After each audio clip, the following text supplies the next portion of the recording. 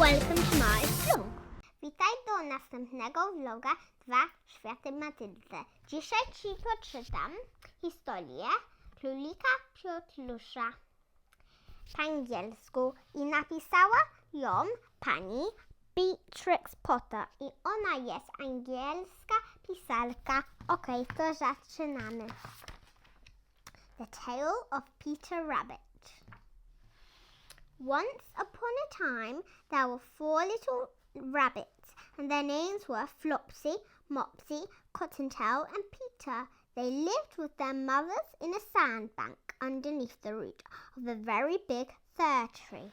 Now, my dears, said old Miss Rabbit one morning, you may go into the fields or down the lane, but don't go into Mr. McGregor's garden. Your father had an accident in there. He was put in a pie by Mrs. McGregor. A takie są zdjęcia.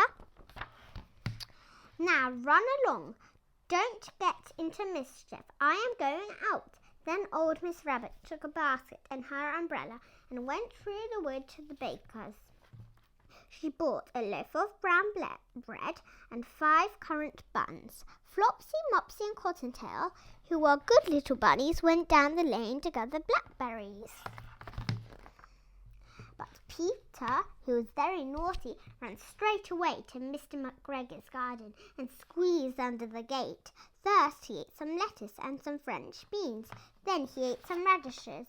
And then, feeling rather sick, he went to look for some parsley. But round the end of the cucumber frame, whom should he meet but Mr. McGregor? Mr. McGregor was on his hands and knees, planting out young cabbages. But he jumped up and ran after Peter, waving a rake and calling out, "Stop, thief!" Peter was most dreadfully frightened. He rushed all over the garden, for he had forgotten the way back to the gate. He had lost one of his shoes amongst the cabbages, and the other shoe amongst the potatoes. After losing them, he ran on 4 legs and went faster, so that I think he might have got away altogether, if he had not unfortunately run into a gooseberry net, got caught by 2 large buttons on his jacket. It was a blue jacket with grassy buttons, quite new. Peter gave himself up for lost and shed big tears, but his sobs were overheard by some friendly sparrows, who flew to him in great excitement and implored him to exert himself. Mr. McGregor came up with a sieve, which he intended to pop on the top of Peter, but Peter wriggled out just in time, leaving his jacket behind him, and rushed into the tool shed and jumped into a can. It would have been a beautiful thing to hide in if it had not had so much water in it. Mr. McGregor was quite sure that Peter was somewhere in the tool shed, perhaps hidden underneath a flower pot. He began to turn them over carefully, looking under each. Presently, Peter sneezed. "Curse-chew!" Mr. McGregor was after him in no time, and tried to put his foot upon Peter, who jumped out of the window, upsetting 3 plants. The window was too small for Mr. McGregor, and he was tired of running after Peter. He went back to his work. Peter sat down to rest. He was out of breath and trembling with fright, and he had not the least idea which way to go. Also, he was very damp with sitting in the can. After a time, he began to wander about, going lippity-lippity, not very fast, and looking all around. He found a door in a wall, but it was locked, and there was no room for a fat little rabbit to squeeze underneath.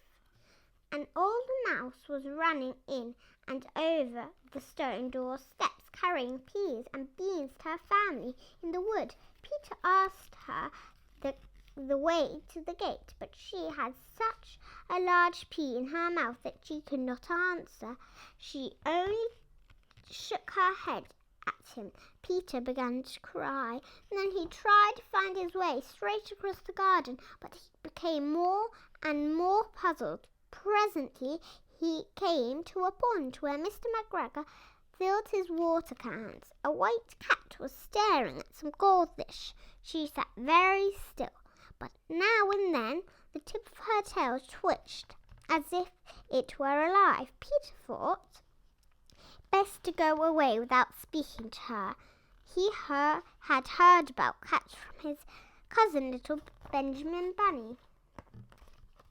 He went back towards the tool shed, but suddenly, quite as close to him, he heard the noise of a hoe scritch. Scratch, scratch, scritch. Peter scuttered underneath the bushes, but presently, as nothing happened, he came out and climbed upon a wheelbarrow and peeped over. The first thing he saw was Mr. McGregor hoeing onions. His back was turned towards Peter, and beyond him was the gate. Peter got down very quietly off the wheelbarrow and started running as fast as he could go along a straight walk behind some black currant bushes.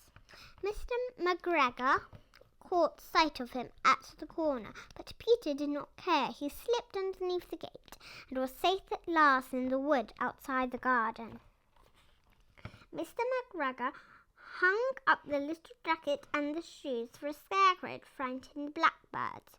Peter never stopped running or looked behind him till he got home to the big fir tree.